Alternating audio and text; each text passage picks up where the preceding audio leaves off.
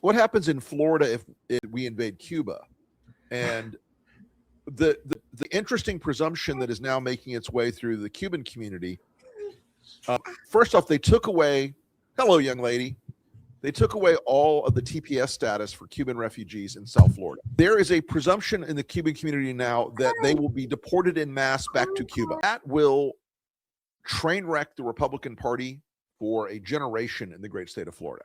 It will be seen as a profound political betrayal in the great state of Florida. The Miami metro area is a very strong demographic block and has been politically the greater part of Republican power in Florida for the last 20 years. 100%. Without that, and by getting those voters on sides, Republicans took control of the state. So if you risk that, you risk Florida as a red state. I think it would return to a purple state. But look, in 1988, when I worked for the Bush campaign in Florida, we were a very purple state that had trended a little bit more red, but not much.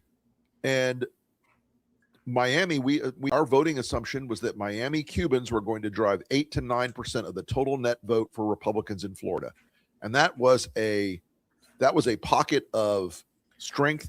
And if you deport them, you're going to end up, I think, blowing that up. I also think there's a scenario where we invade Cuba and the economy completely collapses, and everything that floats, including couch cushions, is going to be coming up from making the 90-mile crossing.